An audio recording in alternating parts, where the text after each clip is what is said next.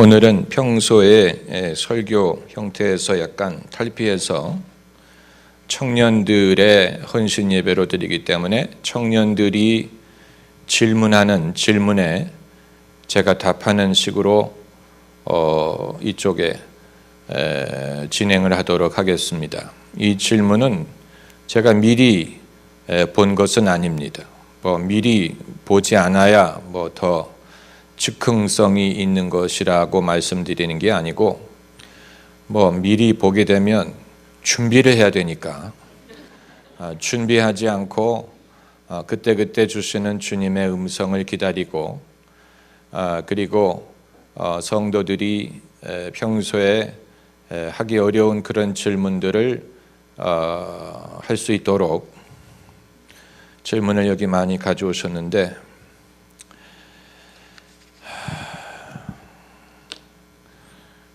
무작위로 비기독교인을 만나 하나님 안에서 가정을 꾸리는 것도 의미가 있지 않을까요? 왜 기독교인을 만나자고 하는 걸까요? 당연한 얘기입니다. 당연한 얘기. 교회 역사를 아는 분은 애초부터 기독교인들의 남녀 비율이 맞았던 게 아닙니다. 기독교 선교는 여성들에 의해서 이루어졌습니다. 그것은 교회 역사가 증명하는 것입니다. 믿는 아내, 믿는 딸, 믿는 누이, 믿는 어머니를 통해서 남자가 믿게 된 경우가 허다합니다. 그게 지금만 그런 게 아니고 애초부터 그랬습니다. 기독교 역사가 그렇습니다. 기독교의 역사와 선교를 이슬람과 비교하면 상당한 흥미가 있을 것이라고 봅니다. 왜냐하면 이슬람은 애초부터 남성 위주의 종교였기 때문에 여자들의 신앙생활은 우리가 거의 눈으로 볼 수가 없지요. 거의 대부분 미디어가 보도하는 것은 남자들의 모임입니다. 남자들의 순례와 남자들의 기도와 남자들에 의해서 주관되는 이슬람을 봅니다. 아마 이것은 애초부터 그랬으리라고 보고, 그리고 이것이 이슬람과 기독교를 비교할 때 현상학적으로 나타나는 현저한 차이입니다. 그 이유가 무엇일지 연구하는 것이 상당한 흥미가 될 것입니다. 그러나 기독교는 애초부터 믿는 여성들이 남성보다 많았습니다. 아마 그 이유 중에 하나는 예수님의 가르침 속에 내재한 금욕주의적인 요소 때문이었으리라고 봅니다. 이슬람에는 그런 요소가 없습니다. 이슬람은 남자 하나가 아내를 4명씩이나 둘 수 있기 때문에 기독교인이 이슬람으로 가는 것은 이해할 수가 있는데, 이슬람이 기독교로 오려면 정말 예수님을 아는 것이 아니면 예수님의 가르침 속에는 금욕, 여러 가지 면에서 이 세상의 것을 부인하고 자기를 부인하고 자기 십자가를 지어야 되는 이 면이 애초부터 이건 남성뿐만이 아니고 여성에게도 어려운 것은 마찬가지입니다. 그러나 상대적으로 남자의 경우에 예수님을 믿기 위해서 버려야 될 것이 더 많다고 판단을 했기 때문에 남자들이 선뜻 기독교인이 되려고 하지 않았으리라고 봅니다. 그러나 여성들, 믿는 여성들을 통해서, 이게 믿는 아내뿐만이 아니고 믿는 어머니, 믿는 누이, 믿는 딸, 믿는 여성을 통해서 남자들이 예수님을 믿게 되는 경우가 얼마나 많았는지 모릅니다. 기독교 역사를 공부하면 그걸 발견하게 됩니다. 그렇기 때문에 그 현상이 지금도 지속된다고 우리가 본다면 당연히 지금도 믿는 여성이 믿는 남성보다도 더 많을 수밖에 없지요. 그런데 언제부터 대한민국의 교회 성장이 멈추기 시작했느냐? 대한민국 교회 성장을 연구한 어떤 분의 발표 내용을 보면 믿는 남자와 결혼할 것을 강요하기 시작하면서부터 교회 성장이 멈췄다라는 주장이 있습니다.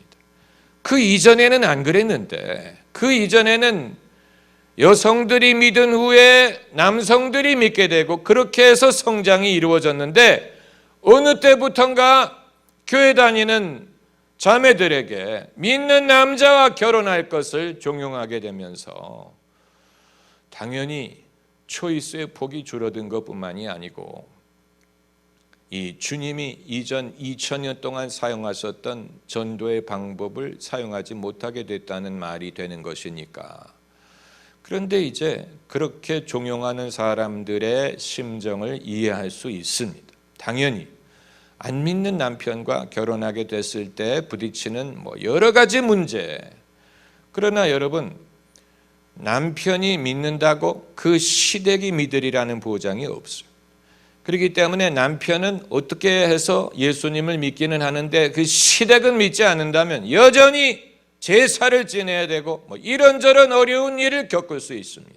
그렇기 때문에 남자가 믿는 것뿐만이 아니고 그 시댁이 다 믿고 3대째 믿는 사람을 찾는다면 시집가기를 포기해야 됩니다. 그런 집이 몇 명이나 있습니까 도대체.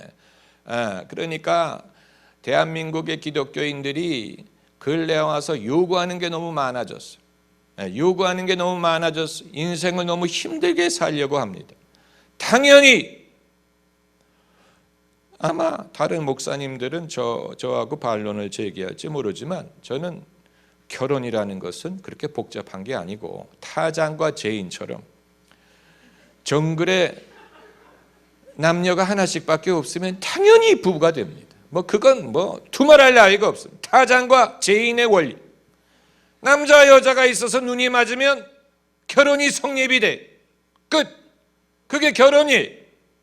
너무 거기에다가 무슨 철학적이고 무슨 신학적이고 무슨 구원론적이고 무슨 도덕적이고 심리적이고 이런 의미를 부여할 필요가 없다는 얘기. 인류가 그동안 생존해온 방법은 굉장히 단순했어요. 인류는 그렇게 복잡한 존재가 아니에요. 얼마든지 그러면서도 살 수 있어요. 애를 낳고 그러다가 남편이 이제 믿게 되고 시어머니가 믿게 되고 당연히 성령이 역사하실 줄을 믿어야죠. 말씀이 역사하실 줄을 믿어야 됩니다. 다만 남편을 개종하려고 하면 안 돼. 남편을 개종하려고 하는 건 별개의 문제. 남편들이 안 믿는 남자들이 싫어하는 것 중에 하나가 자기를 개종시키려는 부인. 그래가지고 남자의 눈이 닿을 만한 데다 전부 다 신앙서적을 갖다 놓고 남편 읽으라고 부엌 위에다가 성경 구절을 써놓고 그 남편이 아내가 하는 일이 눈에 보이는 거예요. 지금 내 아내가 나를 믿게 하기 위해서 이렇게 하는구나. 그런데 그게 주님보다 앞서가게 되면 당연히 여러분 신앙은 사실 예수님처럼 믿기 어려운 분이 없는데 만약에 사람까지 가세해서 압력을 행사한다면 얼마나 짜증나겠습니까? 예컨대 아내가 눈에 보이는 데마다 이런 성경 구절을 써붙였다고 생각해 보세요. 누가 오리를 가자면 십리를 가주라 라든가 내 원수를 사랑하라 라든가 오른뺨을 돌려대라 이런 구절 적어놓으면 아주 신경질 나죠. 왜냐하면 어려운 것인데 지금 나보고 어떻게 하라는. 그러니까 지혜로운 아내가 되어야 됩니다. 지혜로운 남편, 지혜로운 여성. 지혜로운 여성은 자기의 고집을 주장하는 것이 아닌, 그러니까 당신이 예수님을 믿는 것은 내 말을 따르는 차원이 아니고 내 소원을 들어주는 차원이 아니고 이것은 하나님이 하시는 일이고 당신을 위한 것이고 당신에게 유익한 것이고 그리고 설사 내가 당신의 아내가 아니었더라도 나는 당신이 예수님을 믿을 것을 기도할 것이다. 이런 식으로 이 참된 신앙인의 모습을 보여주고 하나님의 인자하심과 인내와 사랑과 지혜를 보여주는 가운데에 남편의 영혼을 위해서 기도하는 것과 그게 아니고 당신 그렇게 늘 술만 처마시고 돌아다니면 지옥 간다 이렇게 말하면 누가 예수님을 믿겠습니까? 누가 예수님을 믿겠습니까? 그렇게 말해서 그건 길거리에서 예수 천당 불신 지옥 외치는 것과 별로 다를 바가 없지. 우리가 그리고 저는 길거리에서 그렇게 전도하는 분들이 정말로 지나가는 사람들의 영혼을 그렇게 사랑해서 하는지 저는 궁금해. 한 번도 만나본 적이 없는 그 사람들이 지옥 가는 게 너무 안타까워가지고 그렇게 하는 것인지 아니면 어떤 자기의 고집 때문에 하는 것인지 그렇잖아요. 내가 한 번도 만나본 적이 없는 사람의 영혼을 얼마나 사랑한다고 그 영혼이 믿지 않으면 지옥 갈까 봐 너무 안타까워서 그를 붙잡는 마음으로 그렇게 하는 것인지 아니면 자기의 어떤 주장을 하는 것인지 저는 궁금하게 생각합니다.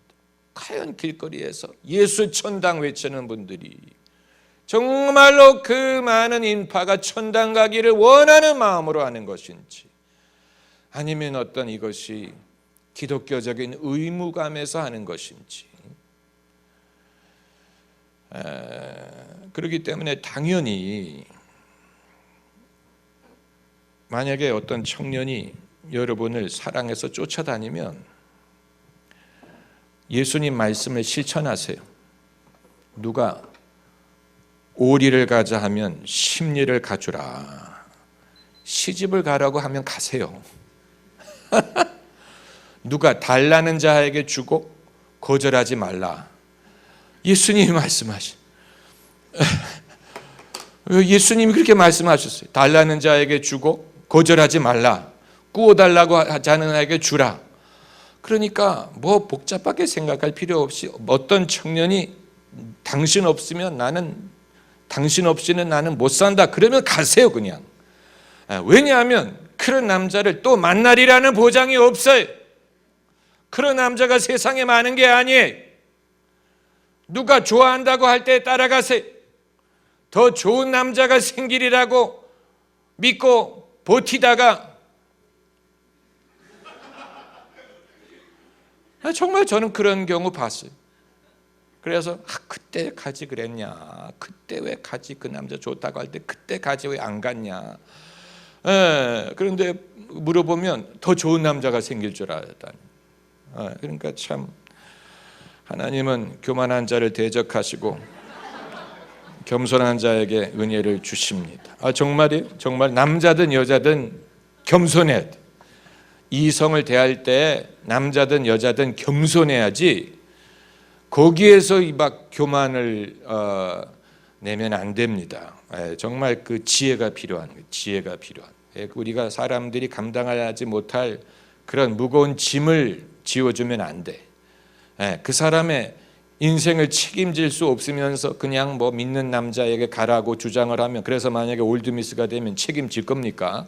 그렇잖아요. 그 사람의 삶을 책임질 수 없으면서 왜 너무 무리한 요구를 하느냐는 거예요. 가장 확실한 증거는 누가 나를 사랑하는 거예요. 믿음과 소망과 사랑은 항상 있을 것이나 그 중에 제일은 사랑이니라. 얼마나 좋아요. 하나님의 보시기에 우리의 과정이 중요할까요? 결과가 중요할까요? 결과는 대부분의 사람들이 경험하지 못하고 세상을 떠나는 경우가 많아요. 결과까지 기다리려면 예수님 재림하실 때까지 기다려야 돼요. 대부분의 사람들은 과정을 겪다가 세상을 떠나요. 과정. 다 만들어지고 세상 떠나는 사람은 극히 드물어요. 모세도 이루지 못했죠. 모세도 가나안 땅에 들어가지 못하고 죽었어요. 바울도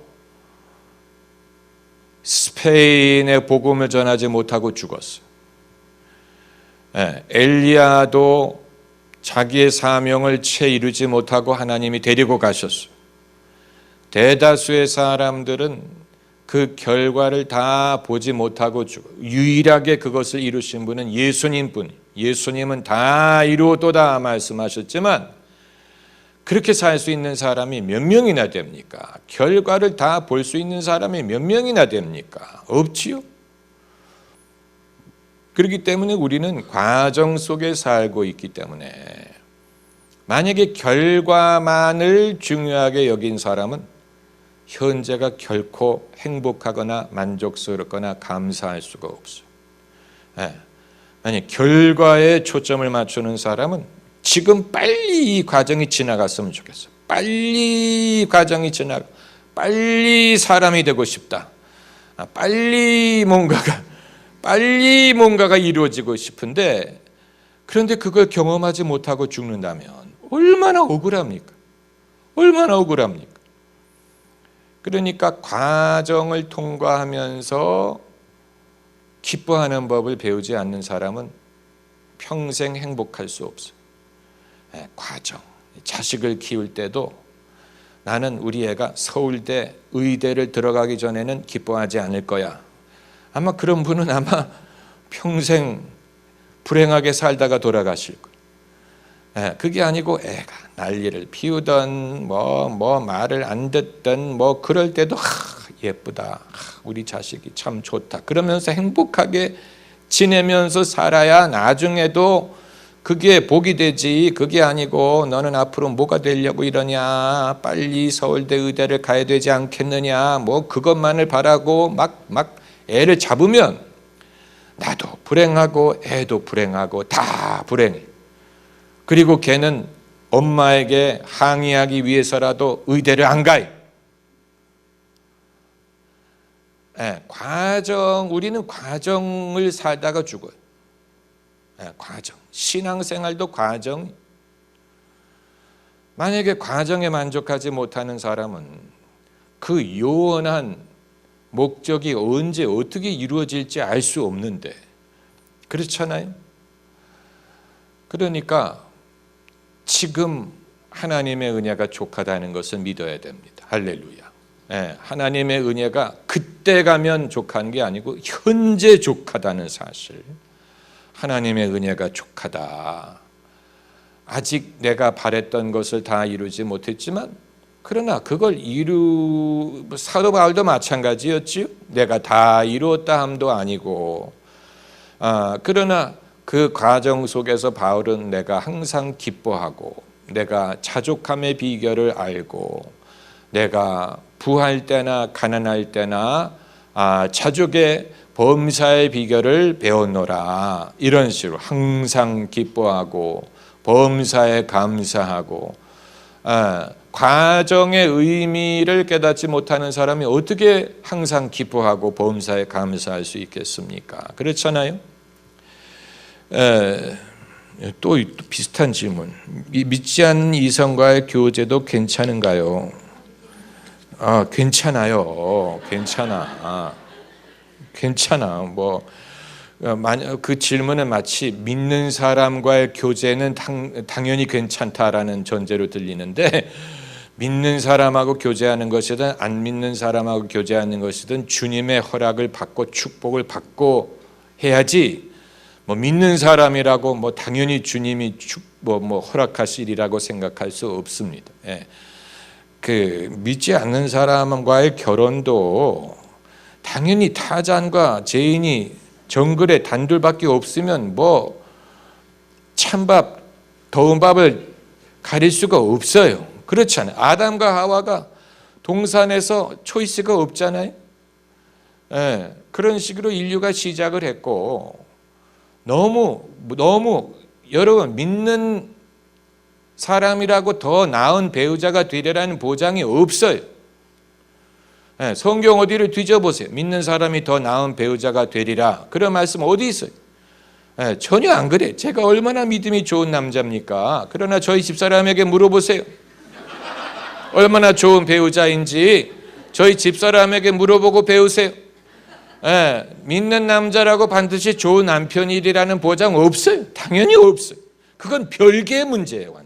완전히 별개의 문제예요. 그거. 별개. 사도 바울이 좋은 남편감이었을 것 같아요. 천만의 말씀. 왜냐하면 그는 독신의 은사가 있었기 때문에. 별로 좋은 남편이 아니에요. 엘리야가 좋은 남편이었을 것 같아요. 천만의 말씀. 엘리야는 괴팍한 사람이에요.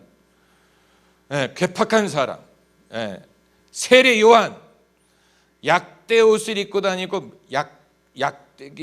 메뚜기와 역청을 먹는 남자는 이상한 남자예요. 그런 남자가 시집을 가보세요. 그 즐거울 것 같아요. 그러니까 사람이 산도 좋고 물도 좋을 수가 없어. 믿음도 좋고 생기기도 잘 생기고 돈도 잘 벌고 키도 크고 그런 사람이 할 일이 없다고 여러분에게 장가를 오겠습니까? 그런 남자가 할 일이 없다고. 뭔가 부족한 게 있어야 돼. 뭔가 부족한 게 있어서 내가 저 사람의 부족한 것을 채워줄 수 있을다라고 믿어질 때 그게 정말 천생연분. 그때 사명감을 가지고 결혼할 수 있는, 뭔가 저 사람에게 부족한 게 있는데 내가 채워줄 수 있을 것 같다. 그럴 때 얼마나 좋습니까? 하나님이 짝지어 주신다는 말이 하나님이 중매하신다는 뜻이 아니에요. 하는 사람들이 짝지어 주신다는 말을 이상하게 생각해서 하나님이 이렇게 무슨 결혼 정보 회사처럼 이렇게 그 모든 거를 이렇게 고려해 가지고 나하고 딱 맞는 사람을 이렇게 데려다가 주시는 줄로 생각을 해요. 하나님이 짝지어 주신다는 말이 그런 게 아니고 그 사람이 뭔가 부족한 점을 내가 채우기 위해서 짝지어 준다는 얘기. 돕는 배필이란 말은 돕는 반대자라는 말이에요. 그래서 뭔가 이 상대되는 면이 있어야 돼요.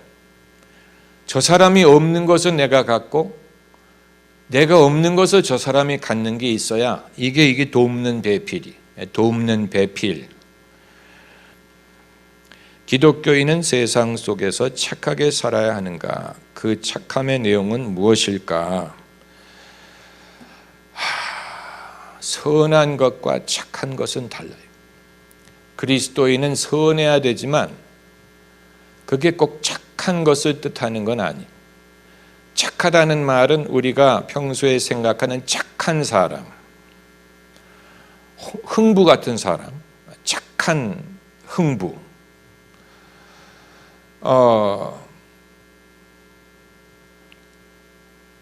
그런데 세상이 복잡해지고 어려워지면서 착한 사람이 손해보는 면이 많지요. 이용당하고 속고 그렇기 때문에 성경 예수님도 뱀처럼 지혜롭고 비둘기처럼 순하라고 말씀을 하셨는데 뱀처럼 지혜로운 부분이 있어야 돼요. 뱀처럼. 그냥 비둘기만 같아서는 안 되고 뱀처럼 지혜로워야 악한 사람들이 여러분을 해롭게 하지 못합니다.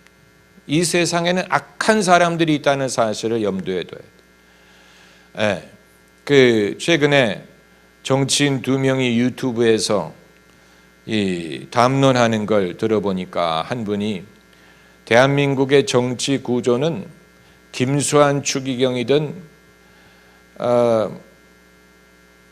그리고 불교계 돌아가신 분, 아무튼 그런 분이 정치에 나와도 네거티브를 할 정치 환경이다라고 말했는데 그 말은 이 정치판에서 사람들이 그만큼 악하다는 걸 보여줍니다. 악한 말과 거짓과 뭐 별의별 말로 서로를 헐뜯고 그게 세상이. 그렇기 때문에 이 세상에서 바른 삶을 살고자 하는 사람에게는 뱀처럼 지혜로운 면이 있어야 피해를 입지 않아요. 그러나 뱀만 같아서는 안 되고 비둘기 같은 면이 있어야죠. 다만 그것을 지혜롭게, 선한 것도 지혜롭게 베풀어야지.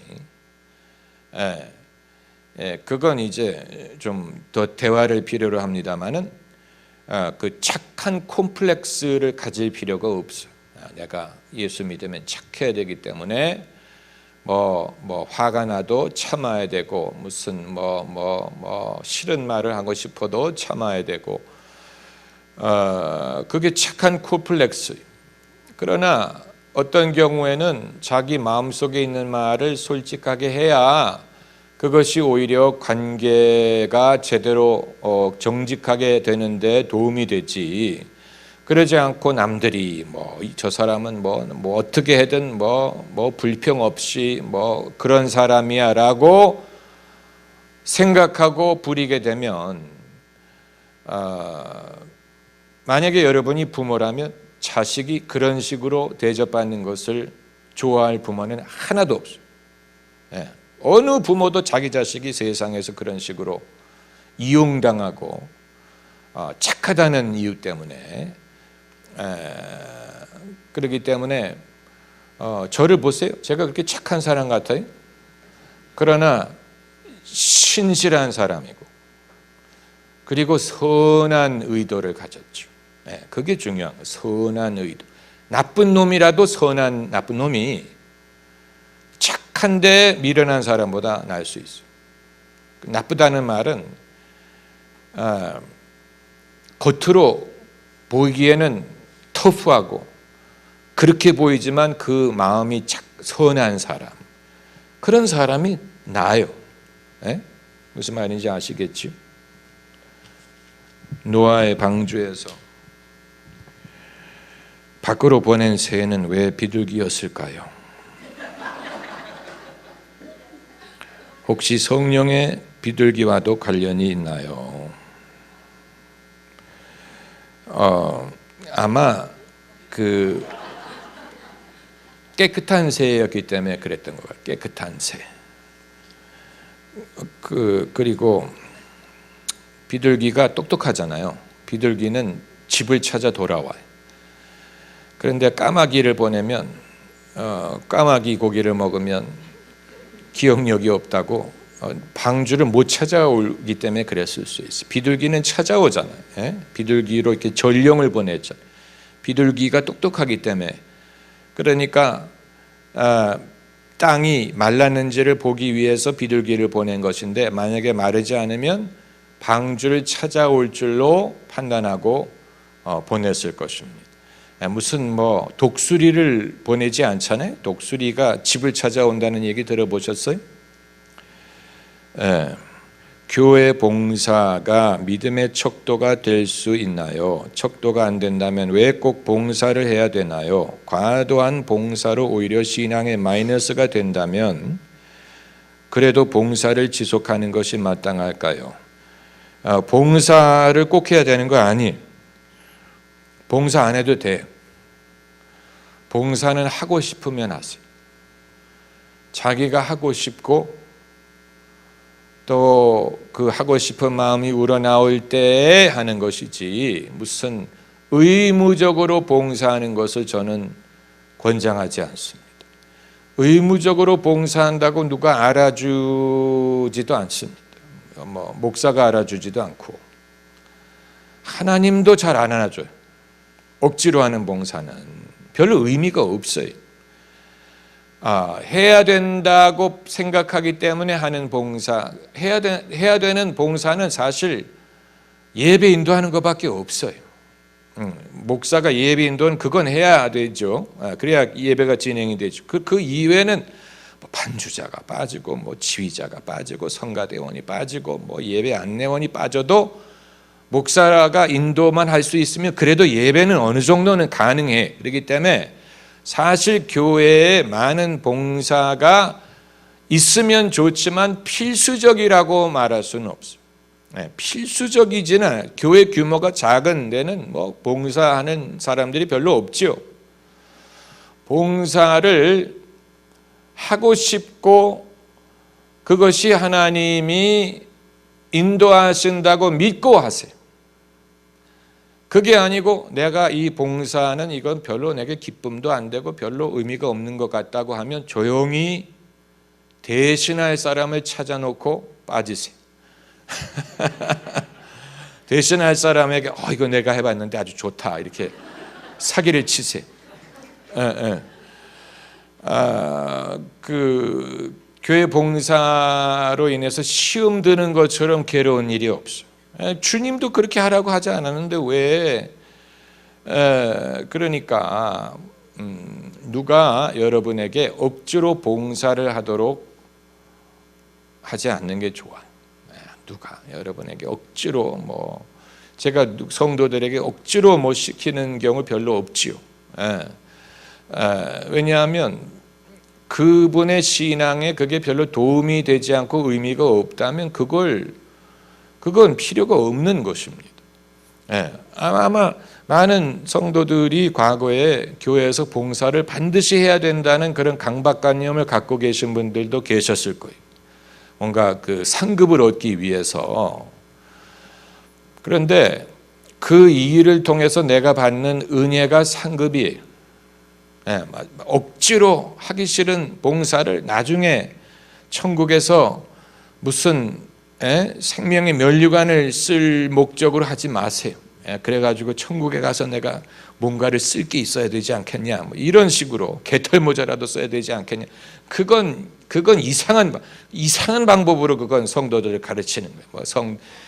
천국에 가서 쓸 게 없어가지고 개털 모자밖에 없다. 아니 도대체 그분은 천국에 가서 뭘 그렇게 쓰고 싶어 하냐고. 뭘 그렇게 쓰고 싶어 해 천국에서. 남들은 쓰는데 자기는 안 쓰면 창피할 거라고 생각을, 천국을 어떤 식으로 상상을 하는 거예요 도대체. 그런 의도에서 봉사를 한다는 건 저는 예수님이 그런 식으로 봉사 말씀하신 적 없다고 저는 판단합니다. 그건 그리스도를 위해서 고난을 받고 그런 사람이 생명의 면류관 말씀하신 것이지 무슨 억지로 봉사.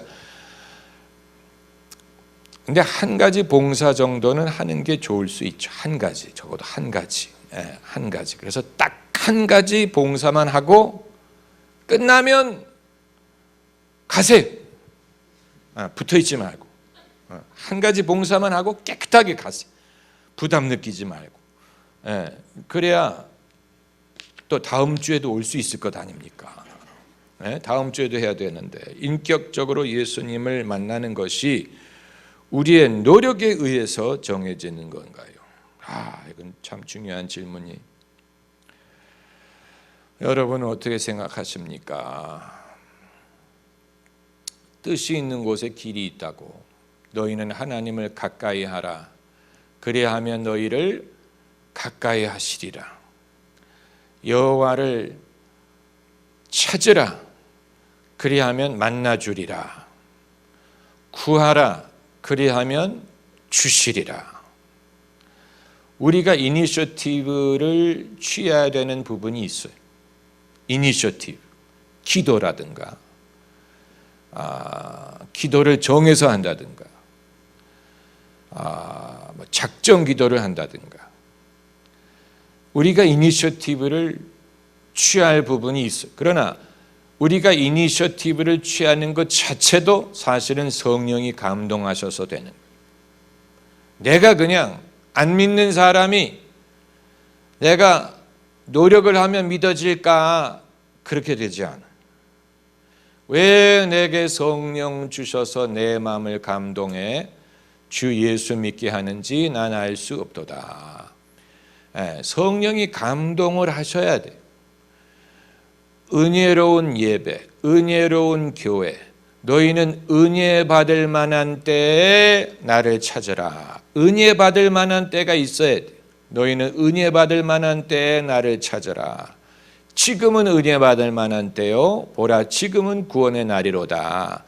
은혜 받을 만한 기회를 우리가 경험을 해야 돼. 어떻게 하면 그런 은혜, 그런 기회를 얻습니까? 그건 저도 말씀드릴 수 없어요. 그건 하나님이 정하시는 부분. 여기 계신 분들 중에 자신의 의지로 은혜 받을 만한 기회를 찾은 분은 아마 없을 거예요. 그게 그렇게 되는 게 아니에요. 그런데 어느 날 그런 기회가 마치 사랑이 찾아오는 것 같아요. 제가 오래전에 캐나다에서 교회를 다닐 때 어른 예배가 그렇게 지루했어요. 어느 부분이 특별히 지루했냐면 찬송가 부를 때가 제일 지루했어요. 찬송가가 너무 높아가지고 따라 부를 수도 없고, 그래서 이제 악보에 있는 베이스를 늘 따라 부르는데, 그러니까 남들은 거룩 거룩 거룩 전능하신 주여 자고 부르는데 저는 찬송가를 거룩 거룩 거룩 전능하신 주여, 하나도 은혜가 안 되는 거예요. 찬송가 부를 때가 그렇게 지루하고 예배가 지루했어요. 그런데 어느 날 이 고난주일 전에 거기 너 있었는가, 그때 처음 부른 곡이에요. 찬송가 거기 너 있었는가, 그때 주가 십자가에 달릴 때 그 찬송가를 부르는데 갑자기 눈물이 쏟아지기 시작하는, 갑자기 감동이 되면서 눈물이 쏟아지는데 남에게 티를 안 내느라고, 저희 부모님이 뒤에 앉아 계신데 눈물 흘리는 티를 내면 얼마나 쪽팔립니까? 부모님 뒤에 계신데. 그래서 티를 안 내느라고. 그런데 얼마나 감동이 되고 은혜가 되는지, 왜 그 곡이 감동이 되는지 저는 알 수가 없어요. 그래서 저는 그 곡 자체에 그런 능력이 있는 줄로 알았어요. 그래서 남들에게도 그 노래를 부르라 그랬어요. 그런데 그 부르는 사람들이 하나도 안 울더라고. 저는 그 곡에 그런 능력이 있는 줄로 알았어요. 그런데 그게 아니었어요. 그 감동은 주님이 주시는 거였어요. 그 노래를 통해서. 그때 왜 그러셨느냐? 그건 알 수 없어요. 은혜 받을 만한 때였기 때문에 그런 거예요. 은혜 받을 만한 때가 있어요. 만약에 그런 때를 하나님이 주시지 않는다면 우리 중에 어느 누구도 주님과의 인격적인 교제를 갖지 못했을 것입니다. 한국교회의 세습 문제에 대해서 어떻게 생각하십니까? 신학적 근거는 무엇인가요?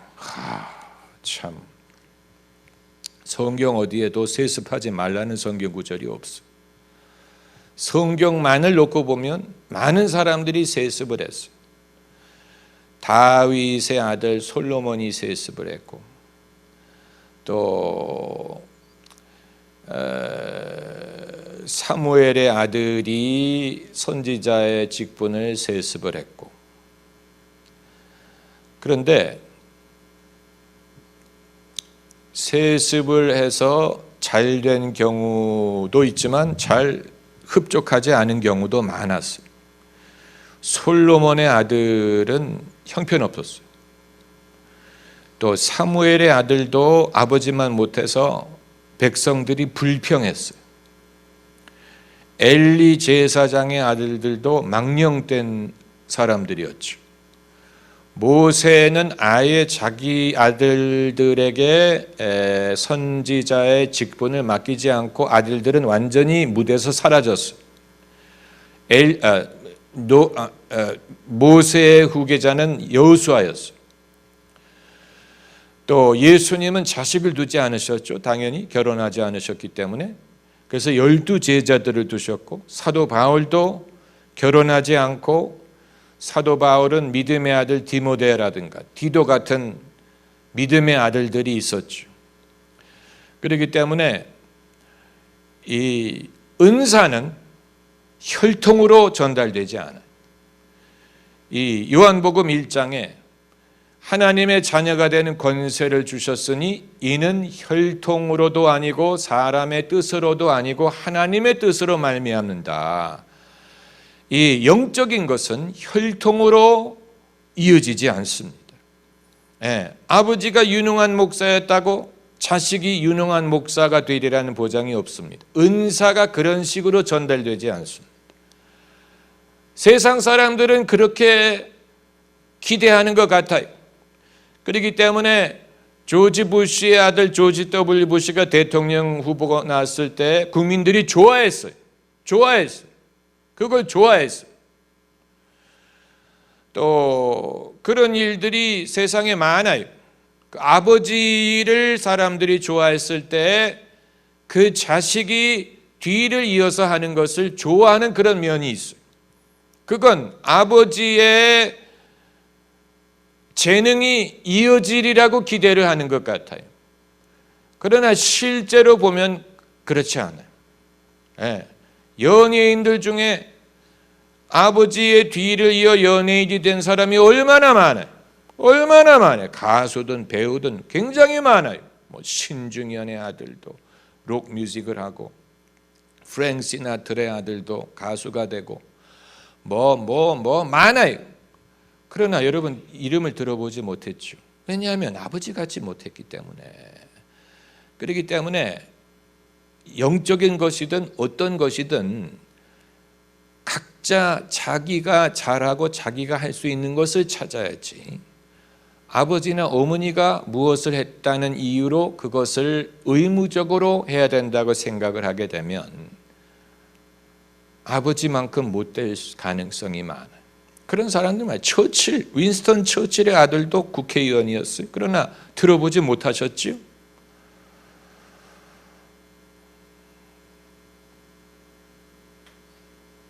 어떻게 보면 아버지가 너무 위대하지 않은 게 자식에게는 유익해요. 왜냐하면 그 그늘이 너무 커서 벗어나오기가 어려워요. 어떤 경우에는 아버지가 약간 비켜줘야 돼. 자식이 숨을 쉬기 위해서. 예. 그러므로 이 세습이라는 문제는 세습의 상황에 이르기 전에 애초부터 대형교회 목사님들이 왜 굳이 자기의 아들도 뒤를 이어서 목사가 되어야 된다고 생각을 했는지 그때부터 사실은 따져봐야 돼. 그게 과연 하나님의 뜻이었는지 아니면 아버지의 어떤 미련이었는지 그때부터 추적을 해서 생각을 해봐야 돼. 그때부터 그게 옳았는지를 물어봐야지. 그게 아니고 이제 아버지가 은퇴할 때 아들에게 물려주는 그때 가서 그거를 따지기 시작하면 이미 그 생각의 실수가 벌써 오래전부터 있었는데 그게 열매를 맺는 과정에 가서 따져가지고는 별로 도움이 안 된다는 거예요. 그러니까 부모된 분은 반드시 자식이 자기의 뒤를 이어야 된다는 생각을 하시면 안 돼요. 아니 내가 얼마나 위대하다고 자식이 나를 따라야 됩니까? 더 나은 사람이 돼야 되지 않겠어요? 그렇게 생각하지 않으세요? 나보다 더 나은 사람이 되기를 바라야지.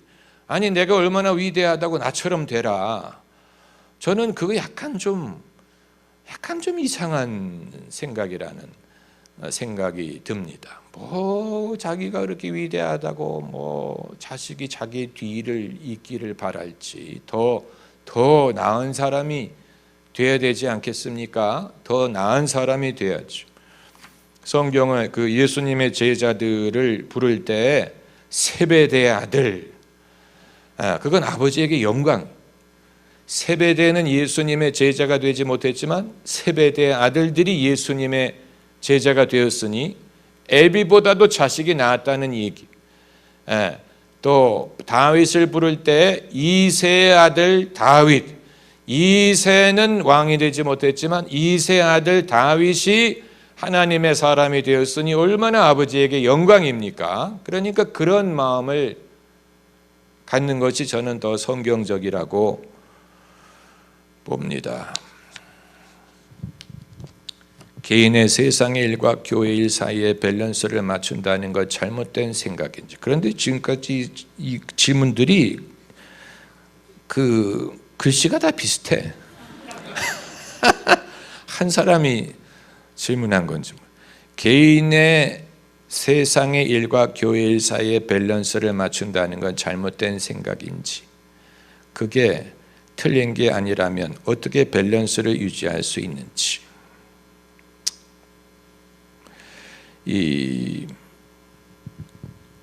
옛날에 수도원에서 수도사들이 하루의 일과를 셋으로 등분을 했죠.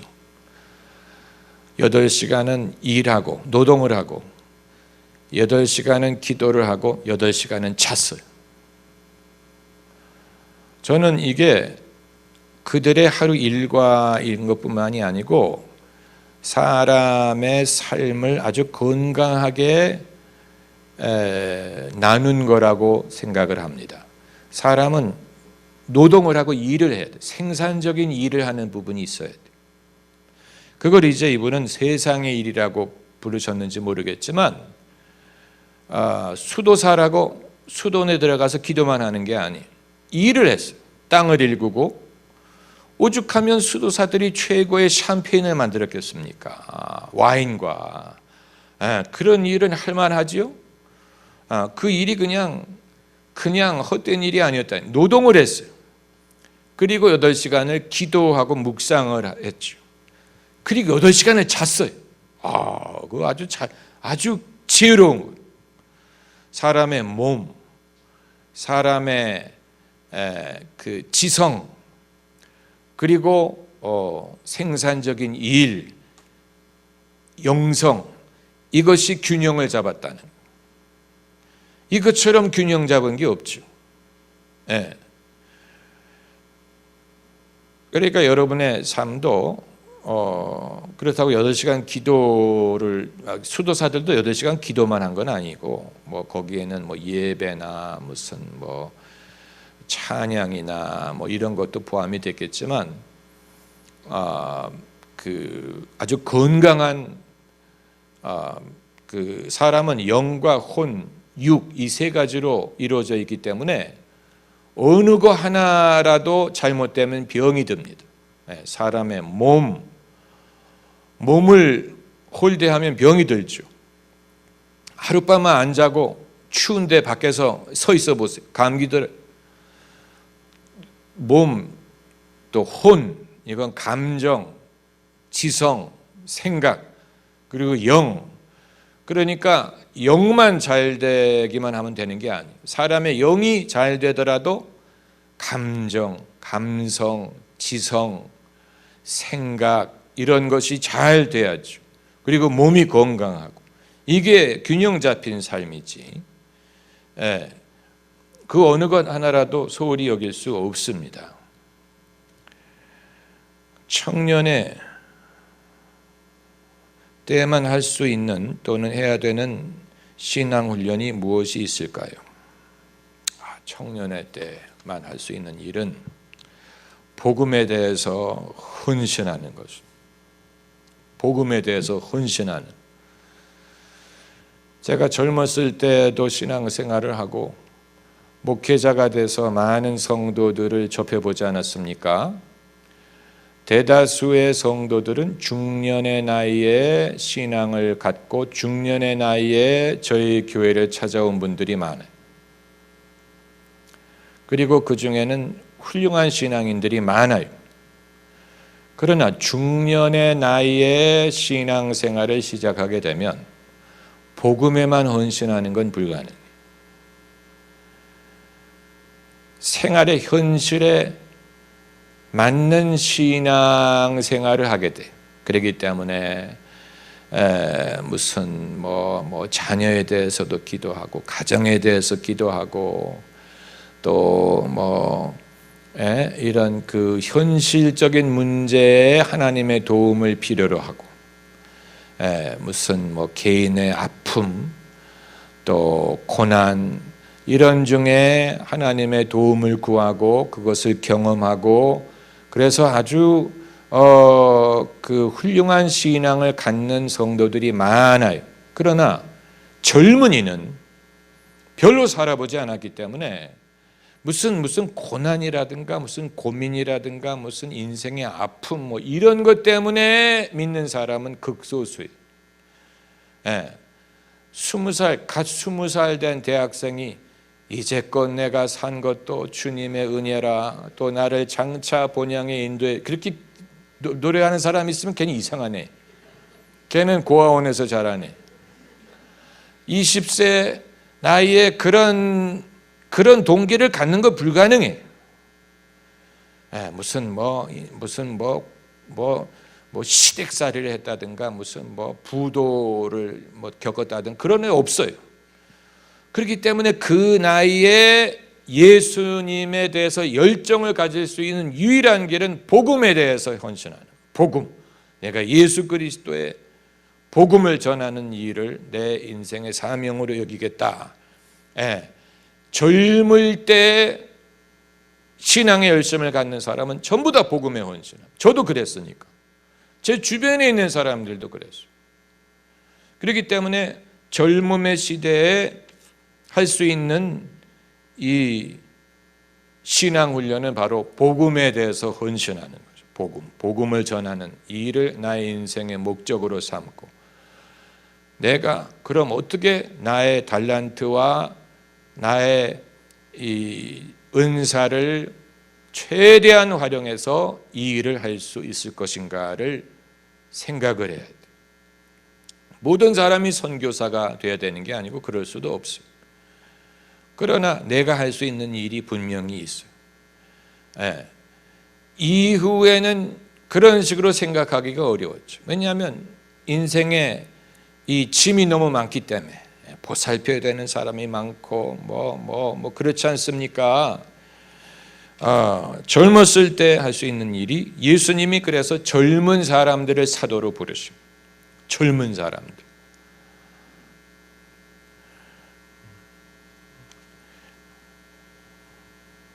영성사역의 분별 방법이 궁금합니다. 이건 좀 너무 큰 주제이기 때문에 나중에 기회가 되면. 창조과학회에서는 성경의 연대를 추정하여 대략 500년 전에, 5,000년이겠지. 여기 500년이라고 썼어요. 500년 전은 임진왜란인데. 천지 창조가 일어났다고 보고 있는데 역사학계나 지질학계에서는 그보다 이전의 문명이나 생명이 존재한다고 보고 있습니다. 관련하여 상충되는 점이 있는데 어떤 의견을 갖고 계시나요?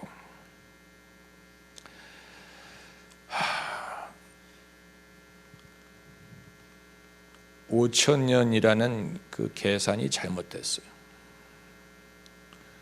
어떻게 창세기 1장, 2장을 5,000년으로 보겠어요? 그동안의 시간의 갭이 얼마나 있을 수 있겠어요? 그걸 어떻게 5,000년으로 보는 거예요? 이상한 거죠. 그건. 어떻게 5,000년으로 그걸 봐요?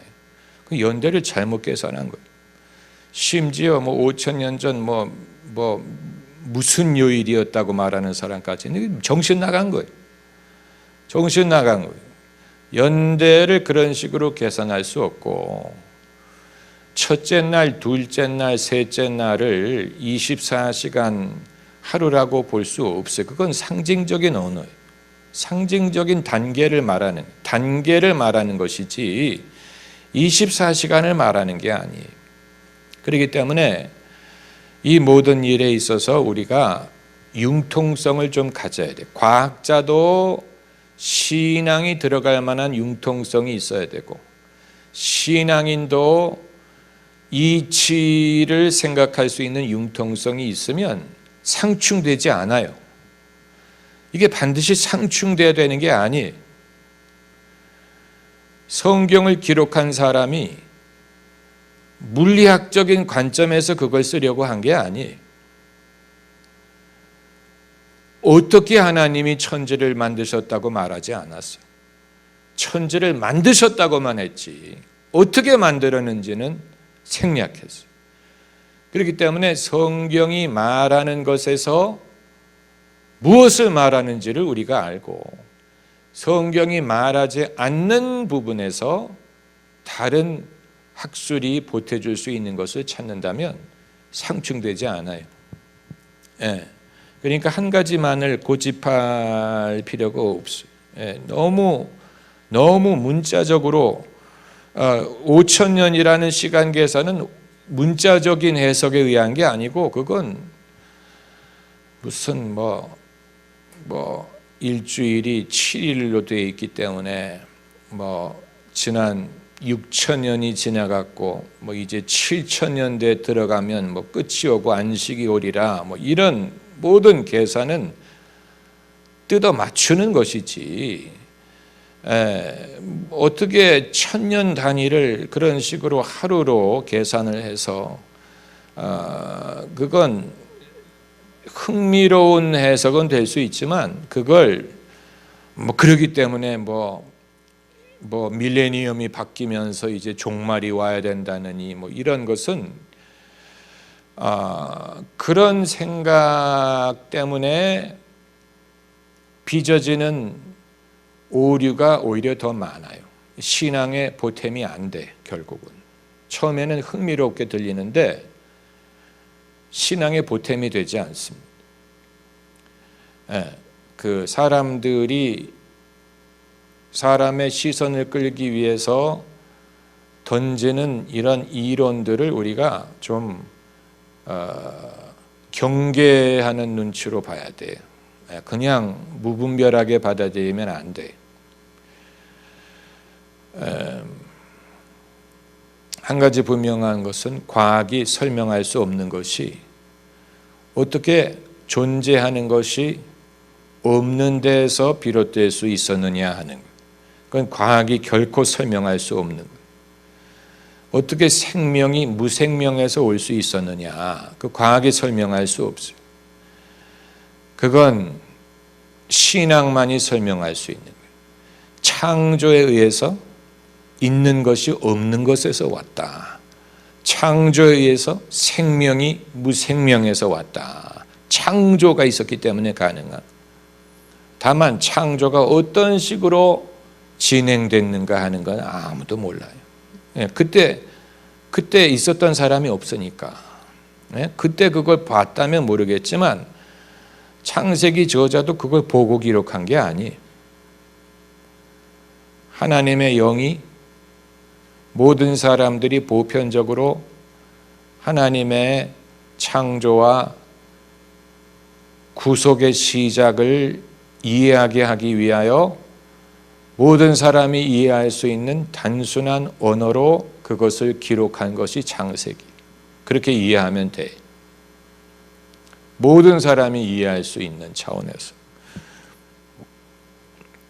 하나님과 관계 회복, 음성을 듣는 방법, 자존감을 회복할 수 있는 방법. 자존감을 회복하려면 이건 신앙으로만 가능합니다. 여러분이 신앙으로 자존감을 회복하면 그때부터 사람들이 여러분을 대하는 태도가 달라질 것입니다. 사람들은 자존감 있는 사람을 알아봅니다. 반대로 자존감이 없는 사람도 알아봐요. 그런데 자존감은 많은 사람들이 나를 사랑해주고 위해주면 자존감이 생길 것 같죠? 아니. 그렇게 해서 자존감이 생기는 게 아니고 신앙 안에서 하나님이 나를 지으시고 나를 사랑하시고 내 모습 속에 하나님의 섭리가 있다는 것을 깨달음으로 오는 거예요. 그래서 자존감을 믿음으로 얻으면 사람을 대하는 태도가 바뀌어요. 그래서 사람들이 나를 대하는 방법이 달라져.